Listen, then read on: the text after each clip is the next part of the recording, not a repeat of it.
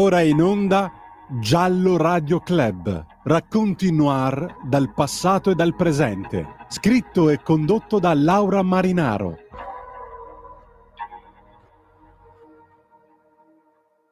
È stato Bollate.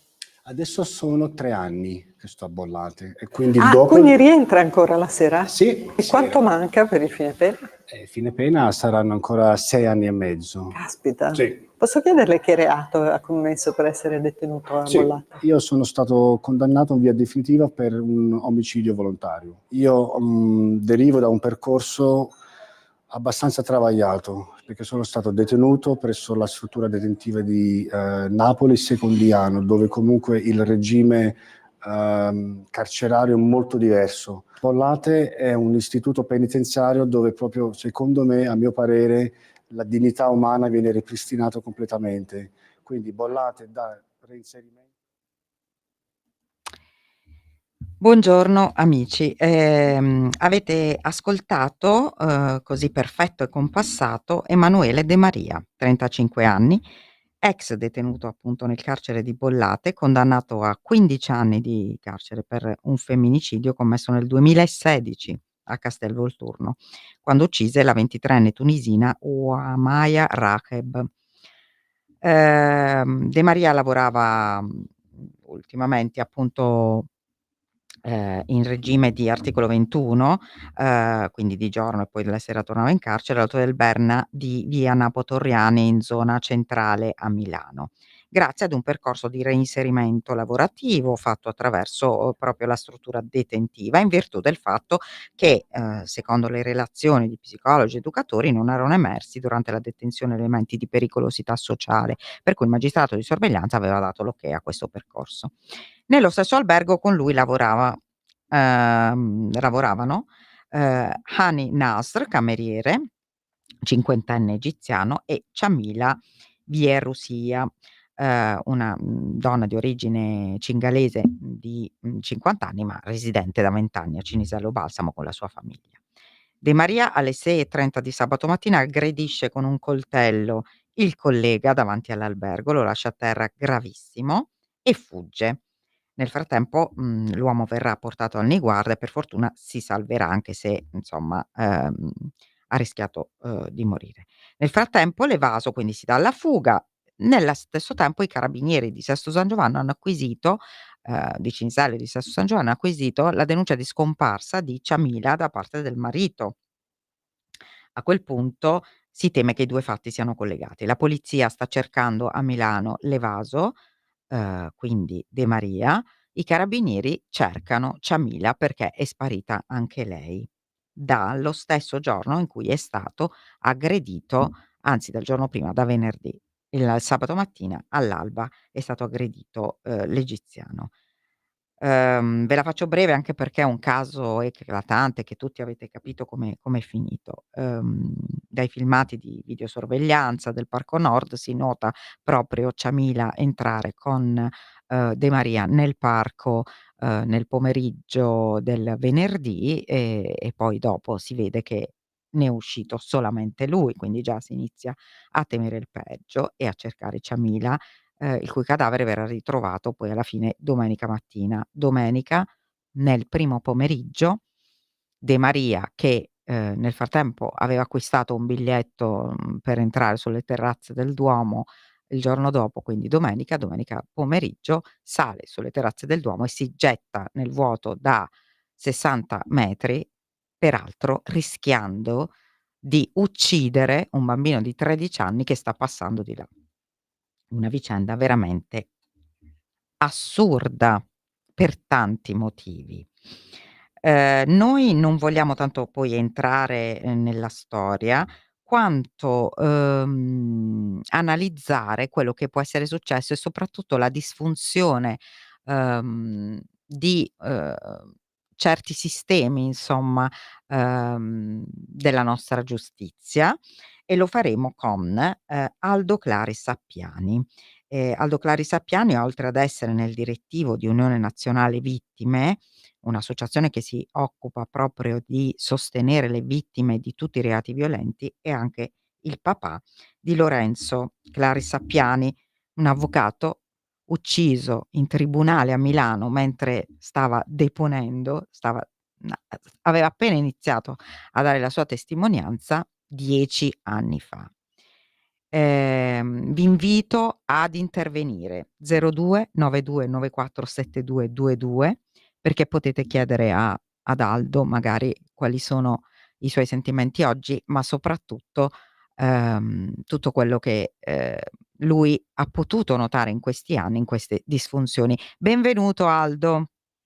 Grazie Laura, grazie anche dell'invito a partecipare a questa trasmissione. Non so, parlando del caso che hai appena esposto, io vorrei fare però prima una premessa che mi sembra fondamentale, perché è chiaro che i riflettori si puntano subito in questo caso sulla gestione dei percorsi chiamiamoli di recupero, di riabilitazione, percorsi alternativi dei condannati. Facendo però mettendo i riflettori su questa problematica, però bisogna assolutamente fare un distinguo, perché quando si parla di recupero del condannato e delle relative statistiche di recidività o meno, cioè recidivano molto, recidivano poco, si possono recuperare, ci sono tutta una serie di studi e di statistiche su questi argomenti, però e qui secondo me è il punto principale, si fa riferimento all'intera popolazione carceraria, mettendo sullo stesso piano l'omicidio con altri reati di gravità inferiore, che costituiscono invece la stragrande maggioranza dei detenuti. Noi non dobbiamo parlare la stragrande maggioranza dei detenuti, non dobbiamo parlare nella sua totalità di popolazione carceraria, noi dobbiamo parlare degli omicidi. E qui le statistiche non vogliono dire un bel nulla. Bravo. Non vogliono dire per nulla, perché noi non ci possiamo permettere, non possiamo accettare neanche una recidiva. E pertanto volevo proprio sottolineare che le leggi del diritto penitenziario che regolano e trattano del reinserimento sociale e del recupero del condannato devono essere vagliate, devono essere eventualmente criticate o comunque cambiate alla luce di questo requisito, non una recidiva. Bravo, sono d'accordo, perché in effetti poi io ho sentito, ho intervistato insomma un agente di polizia penitenziaria, un sindacalista che mi diceva: pensate che la recidiva sugli omicidi, cioè di persone che hanno commesso un omicidio, escono dal carcere e ne commettono un altro, è di 10 l'ultimo anno. Okay, quindi è un numero che sembrerebbe esiguo. La recidiva su altri reati è del 70%. Vabbè, però sono 10 persone morte, 10 persone che come Certo. Ciamila non dovevano morire. Aldo, ti chiedo, Ovvio. voi avete vissuto una vicenda anche altrettanto incredibile. 10 anni quindi. 10 anni fa, vostro figlio è stato freddato da un suo ex cliente, ricordiamolo, Claudio Giardiello, non so se ricordate, che poi uccise anche addirittura un suo ex socio, sempre in quell'aula, e un giudice che era seduto nel suo studio a un piano inferiore. Che cosa cioè io ho visto che tu insomma in questi giorni, dopo che è successa questa cosa di De Maria, hai scritto, "Vergogna". Ecco, io credo che anche la vostra esperienza ti abbia portato tu, tua moglie che, ricordiamo Alberta Brambilla Bisogni, è peraltro avvocato ed è anche vicepresidente di Unione Nazionale Vittime, a intraprendere poi una battaglia. Ci puoi raccontare qualcosa e a che punto potremmo essere? Cioè, se c'è davvero la possibilità di cambiare questo sistema, insomma. Ma Laura, diciamo una cosa semplicissima. Questo signore che poi si è trasformato in un assassino di più persone dentro il tribunale aveva una rivoltella. Questo signore non era stato esente da fatti di violenza nel passato, tant'è che era stato condannato per violenze personali su varie persone a titolo definitivo. Era una persona che era seguita dai servizi sociali e con i servizi sociali si vantava di poter in futuro fare una strage di tutte le persone che lui odiava. Era una persona che aveva richiesto una rivoltella a titolo sportivo.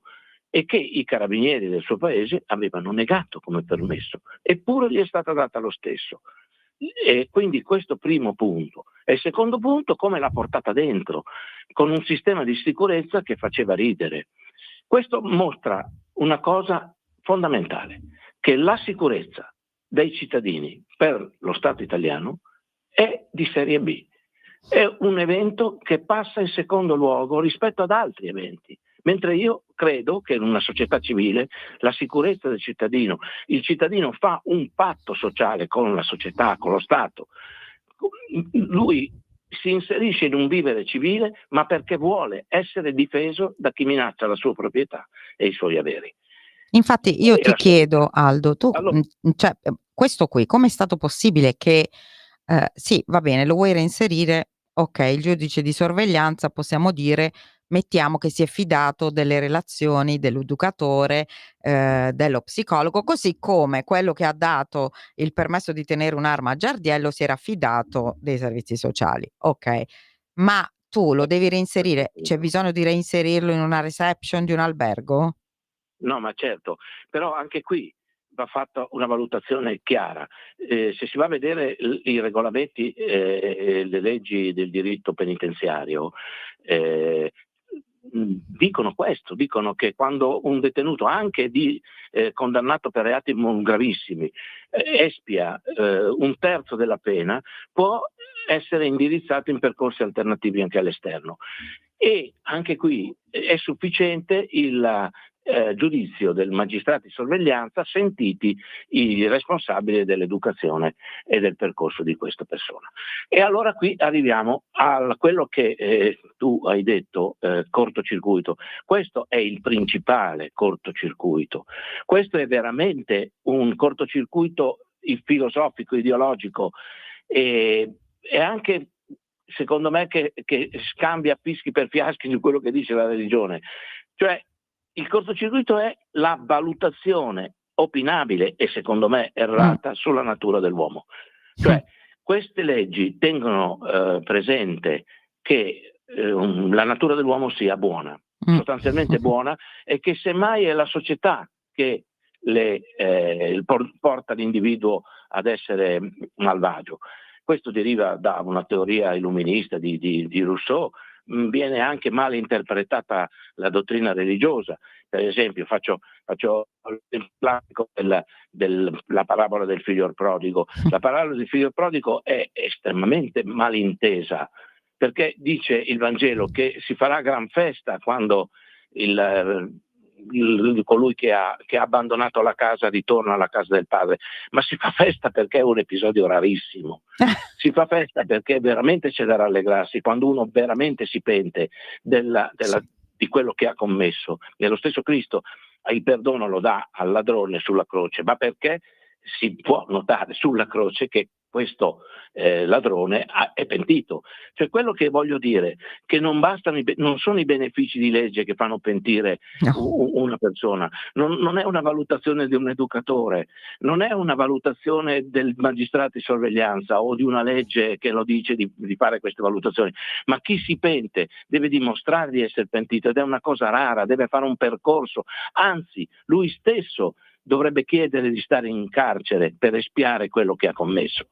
È vero, Quindi, hai per me ragionissimo. è una valutazione globale sulla natura dell'uomo. Quello che queste legislazioni falliscono inevitabilmente, falliscono nella somministrazione della pena, falliscono nella tenere nei percorsi alternativi, falliscono nel recupero del condannato, falliscono perché pensano che sia semplice, che l'uomo in soltanto sommato è buono, basta solo che evitare i contrasti sociali che possono in qualche maniera averlo deviato, il che non è vero. L'uomo Che sostanzialmente idea ha ti una sei natura fatta malvagia. di questo personaggio qui, ora che hai visto questa intervista che si è fatta vedere, no? Che lui aveva rilasciato a una televisione un po' di anni fa, cioè 2 anni fa, quando era stato assunto lì in albergo a guardarlo. Ecco, io per esempio sono assolutamente d'accordo con te, io credo anzi che l'uomo sia fatto per metà di male e per metà di bene. E poi ci sono anche gli uomini che nascono cattivi, cioè, e non ci si può fare proprio niente, bisogna evitarli. di lui o di Giardiello? Tu di Giardiello che idea ti eri fatto quando hai saputo quello che era successo? Ma allora, Giardello era una persona violenta di per sé Ecco. e il fatto di metterlo in condizioni di poter alimentarsi del suo odio è chiaro che ha portato alla tragedia. Però anche qui, quando c'è stato il processo, allora ovviamente la difesa di Giardiello ha portato una relazione psicologica, Sì. psichiatrica, che in qualche maniera faceva pensare che questo soggetto fosse sostanzialmente una brava persona che ha subito tante angherie e che in quel momento ha avuto un raptus ed è diventato un assassino. Allora io contesto fermamente questa visione, cioè se una persona ha delle alterazioni mentali tali da poter pregiudicare il suo giudizio sull'esecuzione di un omicidio, cioè che esegue un omicidio, fa perdere la vita a delle persone, vuol dire che non è in grado di controllare i suoi impulsi malvagi, i suoi impulsi deviati, e se non è in grado di controllarli, qui non c'è da chiedere un'infermità mentale per fargli ottenere uno sconto di pena. Qui c'è da chiedere magari un'infermità mentale, ma per curarlo e per tenerlo sempre segregato finché non ci sia la possibilità di essere consci, ma veramente consci, che lui sia in grado di controllare i suoi impulsi omicidi. Ecco, ricordiamo che Aldo, ricorda Aldo cosa tu nella vita, insomma, di cosa ti occupi, perché parli molto bene da questo punto di vista, perché sei uno scienziato, insomma, di fatto. No, vabbè, io sono un medico, però è chiaro che la scienza è fondamentale nell'interpretazione di questi eventi. Sì. E il fatto che non ci sia una richiesta, una consulenza psichiatrica valida, seria, non un trattatello che qualsiasi psicologo può mettere giù, cioè ci vuole delle persone esperte di omicidi, esperte di assassini o di serial killer, che valutino realmente la pericolosità dell'individuo, ed è proprio questo che io mi faccio riferimento, che non è importante sapere se l'omicidio ha delle attenuanti, delle aggravanti, se gli puoi dare l'ergastolo, se gli dai è troppo poco 14 anni, non è questo il punto principale, è la pericolosità dell'individuo. Uno può essere altamente pericoloso anche senza aver avere tutte le attenuanti che la legge gli attribuisce, ma può essere pericoloso altrettanto se anche fa un tentato omicidio. Cioè non è questo. Certo. Quello che manca completamente nella visione della giustizia italiana e della dottrina, che addirittura sostiene che il reinserimento deve prescindere dal pentimento. Quindi vuol dire che si pensa sempre e solo a recuperare un condannato che, poveretto, è vittima della società, ignorando quelli che sono i diritti fondamentali invece dei cittadini normali e delle vittime, sicurezza e delle vittime, ovviamente, una volta che poi l'omicidio è avvenuto. E quindi non c'è prevenzione di una possibile recidiva. Anche questi soggetti che vengono mandati fuori, non c'è prevenzione di una recidiva perché non vengono messi in condizione di non nuocere più, perché questo è il problema.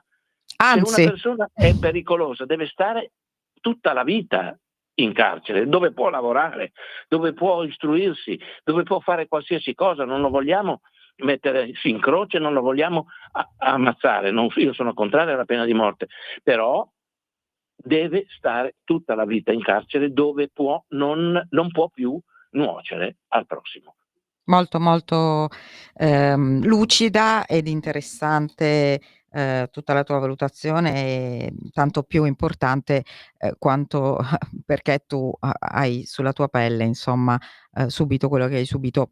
Tu hai, diciamo, ottenuto, tra virgolette, "giustizia", se così possiamo dire, perché Giardiello è stato condannato all'ergastolo, però sappiamo che l'ergastolo poi alla fine non è un fine pena mai in Italia. Cioè, sono 26 anni, non esiste l'ergastolo. Infatti. Sono 26 anni e anche in caso di ergastolo il condannato ha diritto a percorsi alternativi dopo aver espiato almeno 10 anni.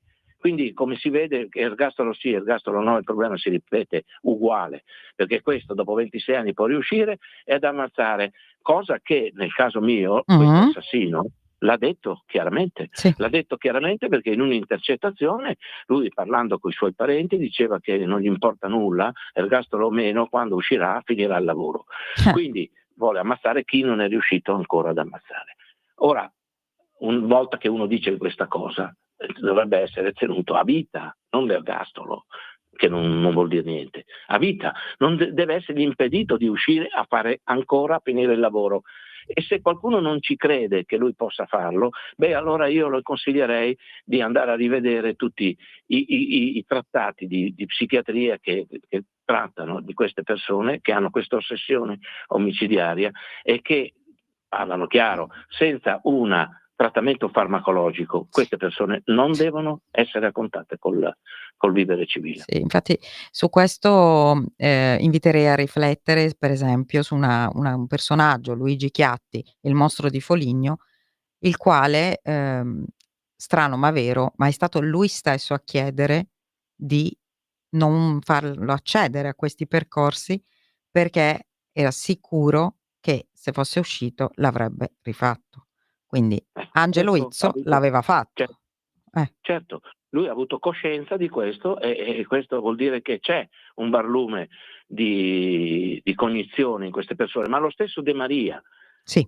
ha avuto cognizione di quello che ha fatto, tant'è che ha pagato con la vita, tant'è che si è suicidato. Probabilmente forse pensava che avrebbe ripetuto quest'atto orribile, questo omicidi sui deboli, perché poi alla fine queste persone che ammazzano le donne, che ammazzano i bambini, non sono altro che dei codardi, dei frustrati, dei vigliacchi, perché non è che si vanno a mettere contro persone che possono in qualche maniera contrastarli, cioè non ho mai visto uno che ammazza, si mette a fare a botte con un pugile per cercare di ammazzarlo, no?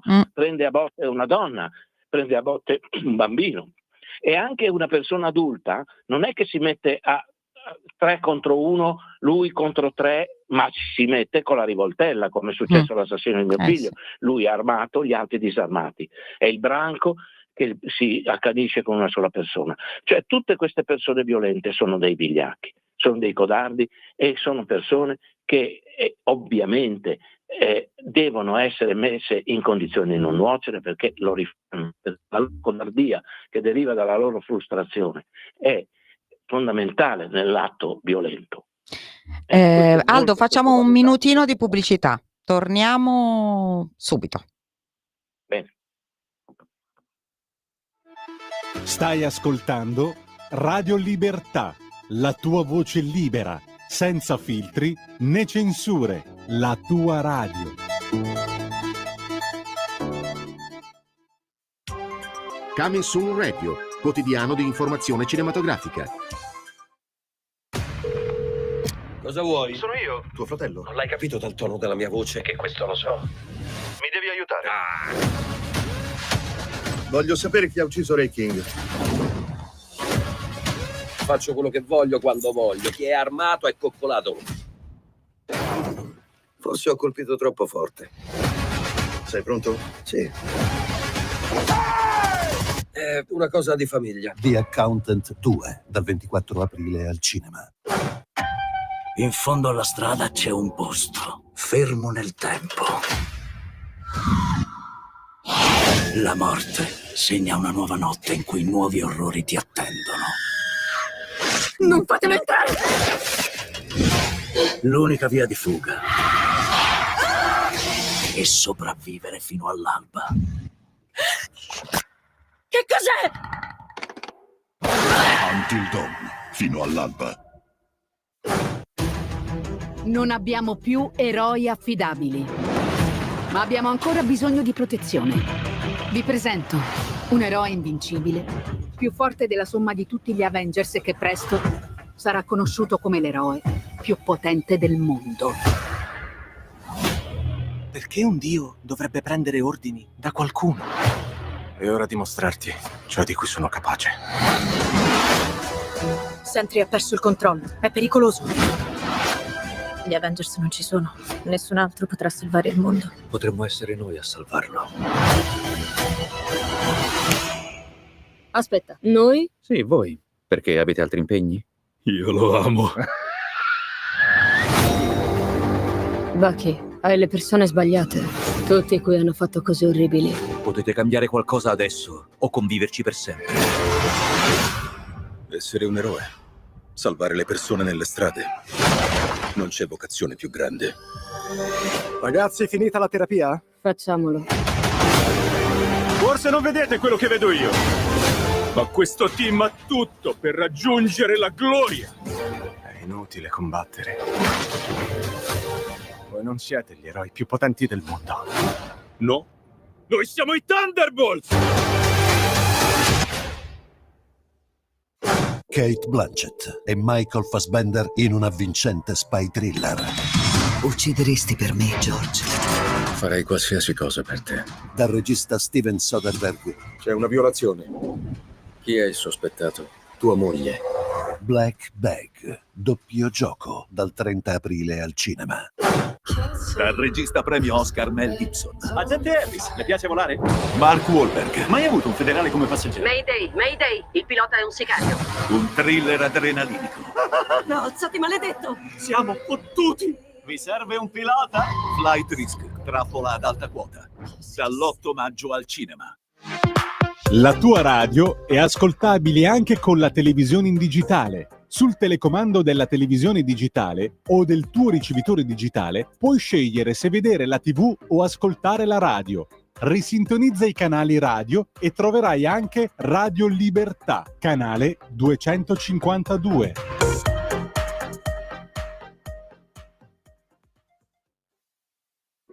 Da oggi la tua radio È ascoltabile anche con la televisione in digitale. Sul telecomando della televisione digitale o del tuo ricevitore digitale puoi scegliere se vedere la TV o ascoltare la radio. Risintonizza i canali radio e troverai anche Radio Libertà, canale 252. la tua radio.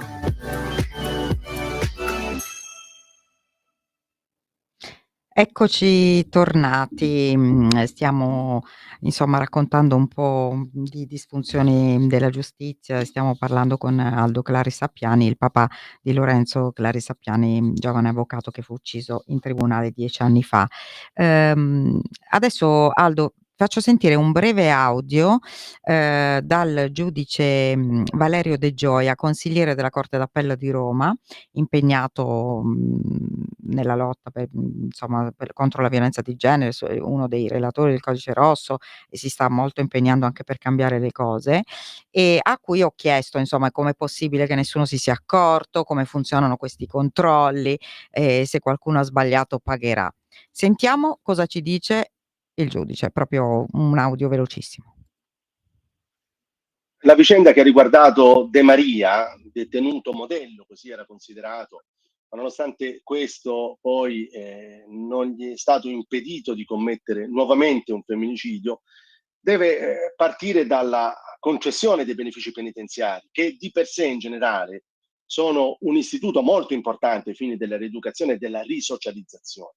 Però questa vicenda impone due considerazioni. La prima è che questo soggetto è potuto uscire dal carcere fruendo dei benefici penitenziari solo dopo 4 anni da quando era iniziata l'esecuzione della pena, nonostante poi un periodo di latitanza di 2 anni. Cioè è stato possibile perché la pena che gli era stata inflitta per il precedente femminicidio era stata di soli 12 anni di reclusione in virtù di un giudizio abbreviato.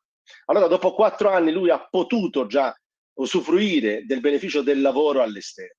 L'altra considerazione che deve essere fatta, perché molti hanno preso di mira la collega della magistratura di sorveglianza, la quale poi si è limitata ad approvare un programma e tutta una serie di documenti che le sono arrivati che attestavano invece che con serenità poteva questo soggetto fruire del beneficio penitenziario, è dato dal fatto che noi abbiamo una legge, quella dell'ordinamento penitenziario, che risale a 50 anni fa, è stata modificata nel corso del tempo e ha delle ottime previsioni, per esempio per i reati sessuali, per lo stalking e il maltrattamento in famiglia, perché in quel caso per ottenere i benefici penitenziari è importante che vi sia un trattamento psicologico o un'osservazione scientifica della personalità per un periodo piuttosto lungo, si parla di 1 anno, a livello collegiale con la partecipazione di esperti. Invece il paradosso, e qui la lacuna del sistema sulla quale occorrerebbe intervenire, è che quanto al delitto di femminicidio per il quale lui era detenuto e stava scontando la pena, quella osservazione scientifica più rigorosa non è prevista, cioè era soggetto all'ordinaria forma di osservazione scientifica di personalità che viene svolta nei confronti di tutti i detenuti. Allora la domanda è questa: ma se io non faccio una distinzione, ma è ovvio che poi ammettere al beneficio, per esempio il bancarottiere che ha commesso una bancarotta, se io dovessi fare una valutazione sbagliata perché devo considerare il rischio della reiterazione del reato, al limite può portare a un reato importante certamente, ma non gravissimo, cioè a una bancarotta fraudolenta. Ma se io sbaglio nella valutazione, perché non dispongo degli elementi, perché non c'è questo controllo a livello psicologico così puntuale e rigoroso, che è stato invece introdotto per reati importanti ma meno significativi del femminicidio, ecco, a quel punto noi poi abbiamo come vittima una donna, e la morte di una donna in un sistema civile non è ammissibile e minimamente accettabile. E se a dirlo è un giudice, io direi che, insomma, cosa ne pensi, Aldo? No, beh, gli mandi un messaggio, gli dici, è caduta la Aldo? linea. Aldo, ci sei? Mi senti? Aldo, mi senti? Se io non Aldo? posso, Aldo? perché qui sono ancora in linea. Non mi senti? Sì, sei in linea. Aldo? Pronto? Marinaro, non ce l'hai. Pronto? Non mi sente? Sì. Vuole intervenire forse la moglie un attimo? Probabilmente, sì, sentivo che sotto si sentiva. Allora, avete sentito appunto questo a parlare un giudice, se è un giudice che dice che c'è questo cortocircuito, davvero qui bisogna mettere in mano un po' alle leggi. Abbiamo ancora qualche minuto con Aldo Claris Sappiani, poi lo dobbiamo salutare perché abbiamo un aggiornamento su Garlasco e vorremmo darlo. Ci sei? Sì. Pronto? Ecco. Aldo, abbiamo ancora pochi minuti. Volevo chiederti un commento su quello che ha detto il giudice. Improvvisamente non l'ho sentito, ho sentito il primo pezzo, ma comunque vabbè. Lui ha detto, è stato abbastanza chiaro, ha detto che c'è da mettere mano alle leggi, che non va bene così, che non va bene ma così. infatti ha detto una cosa fondamentale, prima di tutto che è mancato un supporto scientifico serio. Questo tizio qui, questo De Maria, era solo valutato come un detenuto normale, come si valutano i detenuti normali, quindi è mancato un supporto scientifico che potesse dare questi permessi. Però al di là di questo, ed è anche la pena che era decisamente inferiore a quello che secondo me 12 anni, insomma, già con la storia di una fuga che aveva fatto.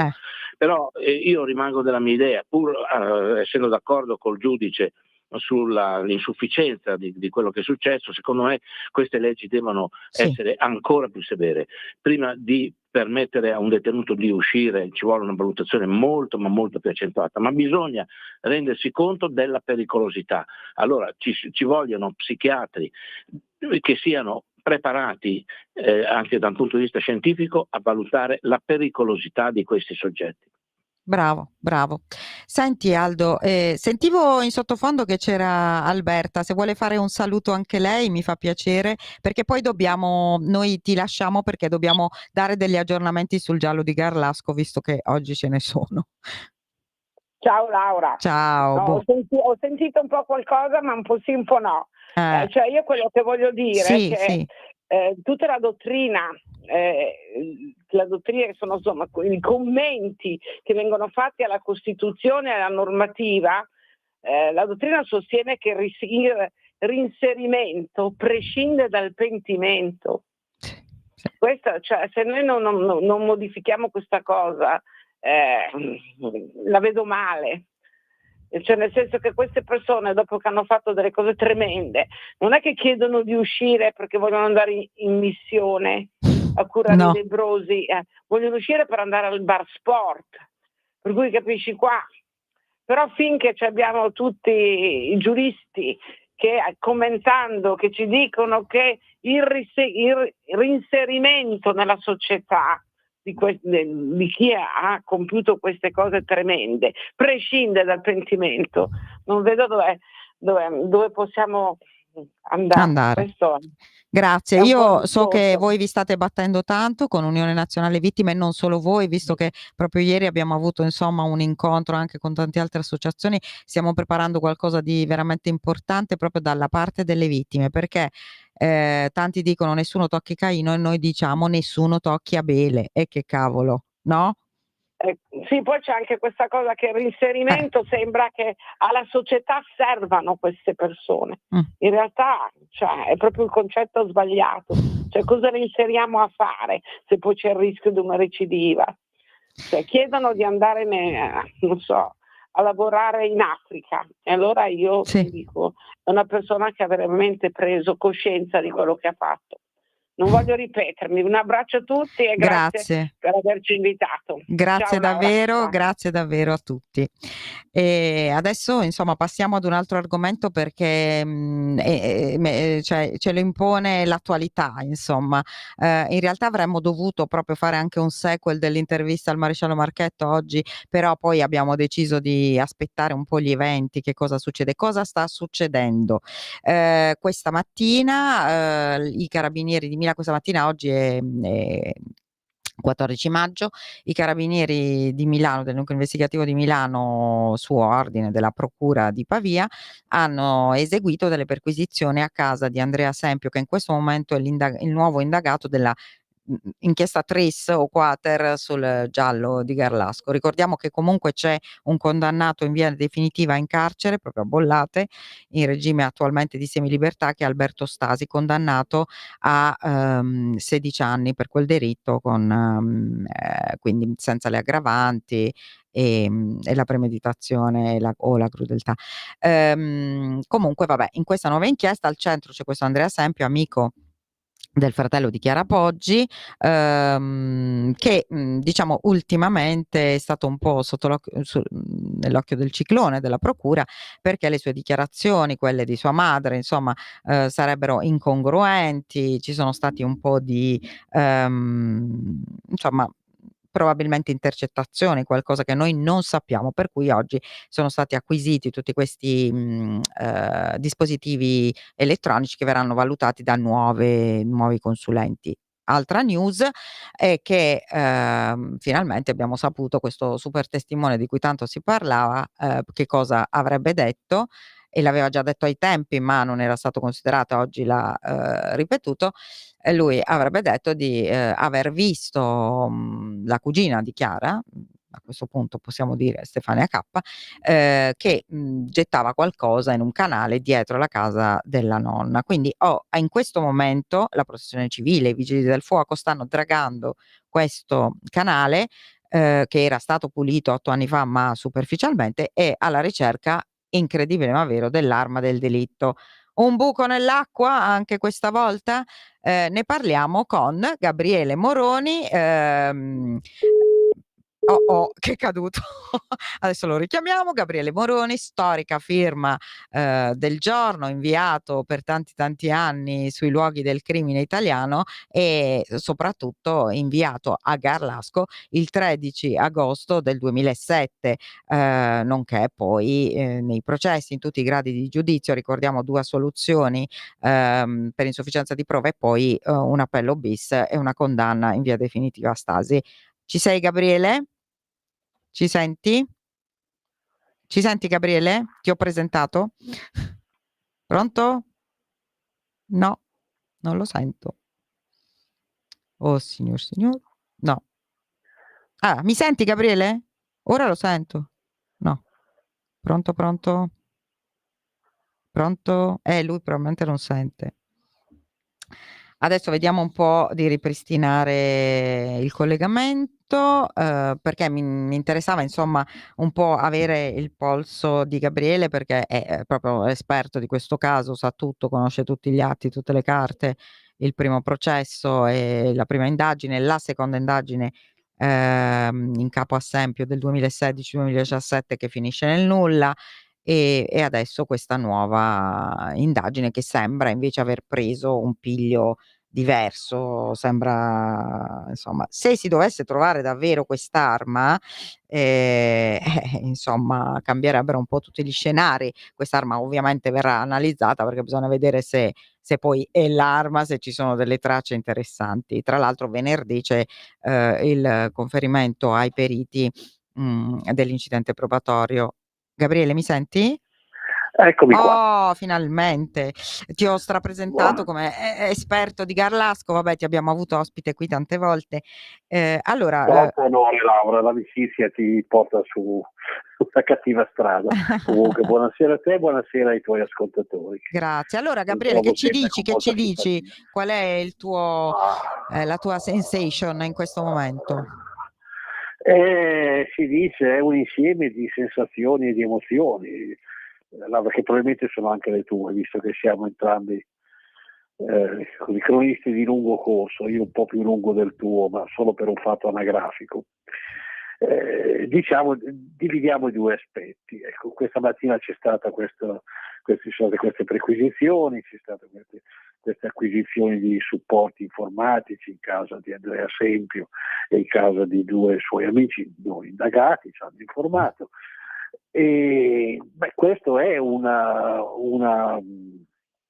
procedere, direi, in linea, vedo che anche tu, Laura, sarai d'accordo con me, con quello che è il fil rouge che guida le indagini della Procura di Pavia e dei Carabinieri dell'investigativa di Milano, cioè rileggere tutto, rileggere, riascoltare, ripercorrere, e proprio dall'inizio di questa terribile storia, e ovviamente soffermarsi quando possono presentarsi delle zeppe, dei punti oscuri, dei vuoti. Ecco, in questo senso mi spiego, in questa chiave di rilettura, ecco, mi fermerei qui, parlando dell'acquisizione del materiale informatico da Sempio e dei suoi amici. Ecco, si inquadra in questa attività di rilettura del giallo di Garlasco, che non è ancora da questo punto di vista una riscrittura. Invece c'è l'altro aspetto, Sì.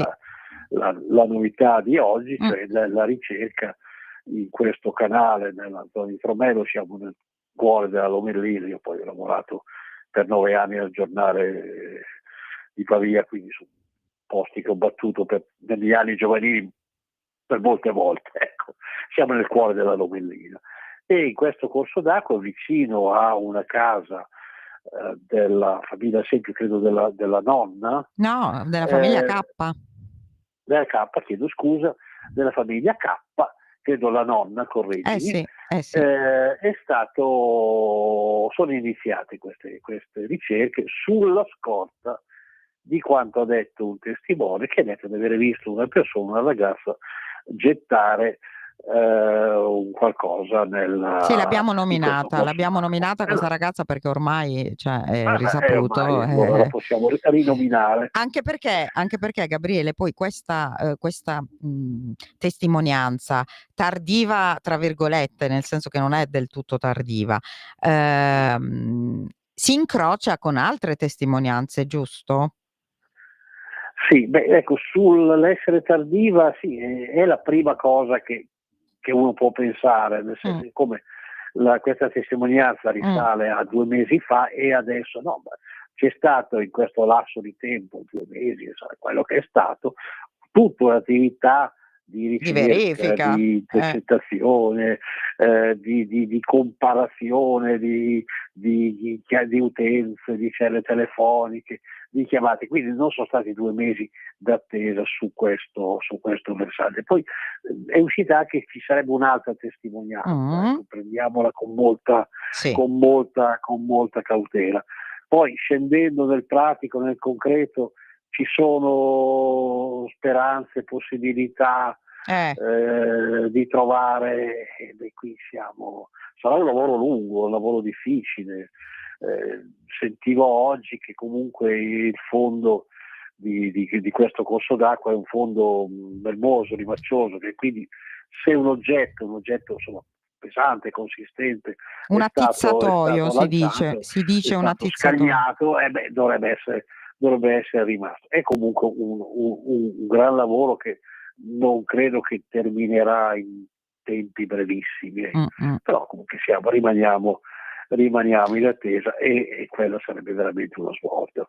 E invece tu che hai conosciuto così bene, come d'altronde anche noi, i genitori di Chiara Poggi, cosa pensi di insomma, della loro attuale posizione di assoluta distanza dalla nuova indagine? Addirittura l'avvocato Compagna oggi dice: "Denuncerò la procura perché, stanno esagerando, sono ipotesi fantasiose".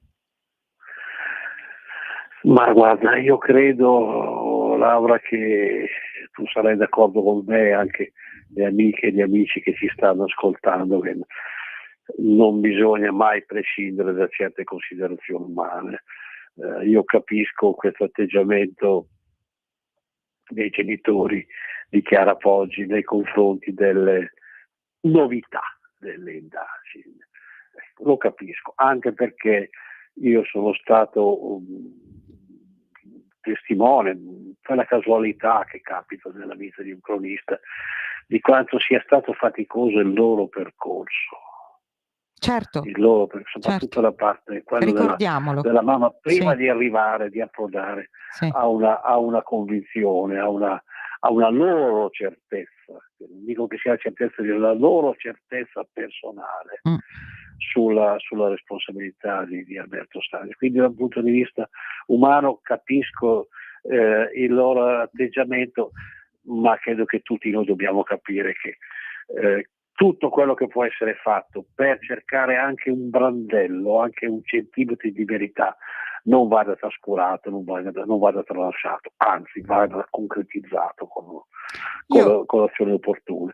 Poi ricordiamo anche l'appuntamento di venerdì con l'incidente probatorio. Infatti ti volevo chiedere qualcosa su questo, cosa pensi che potrà portare? Credo che anche lì ci vorrà molto tempo, perché le analisi si concentreranno su tantissimi reperti mai analizzati o analizzati con tecniche vecchie che non hanno potuto portare a nulla. Sì, certamente. D'altra parte non sarà sfuggito alla tua attenzione di cronista, Laura, che è stato nominato anche un perito dattiloscopico da parte della GIP, infatti. Così come la procura ha nominato una sua consulenza, quindi ci sarà anche, penso che si aggiungerà un ulteriore quesito a quelli già formulati in un primo tempo che erano di carattere soprattutto genetico. Ecco, ci sarà anche un quesito, penso, che riguarderà le impronte, credo una sessantina rimaste sul luogo del delitto.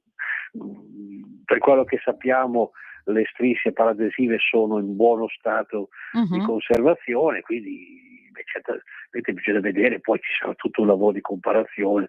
Per quanto riguarda l'aspetto genetico, ci chiediamo tutti quanto DNA sia rimasto su quegli oggetti. Parliamo del famoso sacchetto, dell'immondizia, le due confezioni di frutto, la confezione di biscotti, quanto di DNA sia rimasto, se ne è rimasto allora, e quanto ne sia sopravvissuto a distanza di quasi 18 anni. Stessa cosa Comunque l'arma, sono tutte cose da fare che impiegheranno certamente del tempo, quello sicuramente. Sì, non è tu, la tua sensazione, ci saranno altri indagati a breve? Qual è?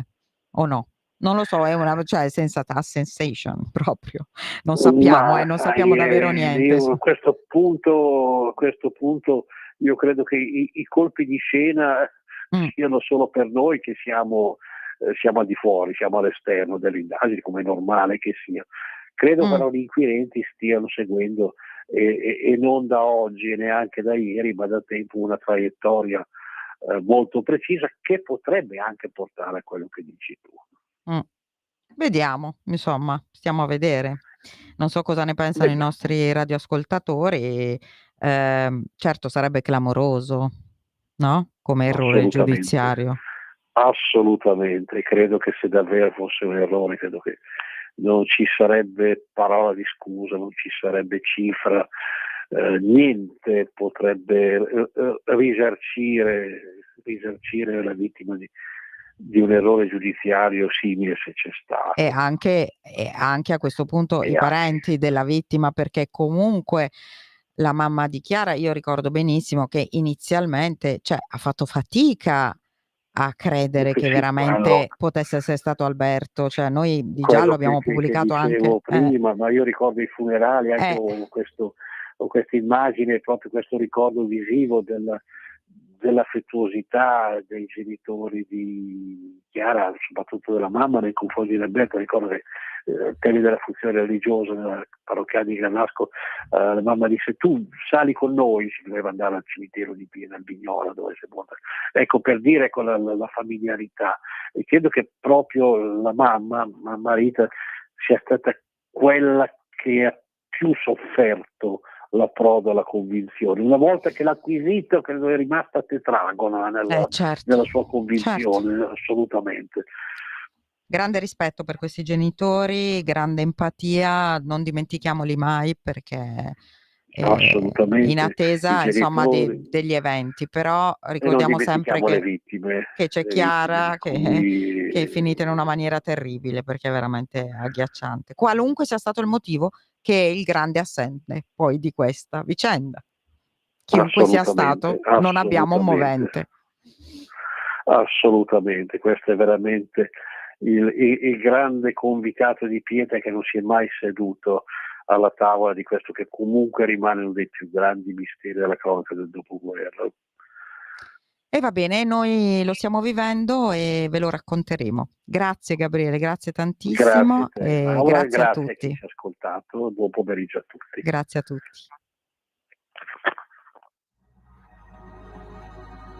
Avete ascoltato Giallo Radio Club.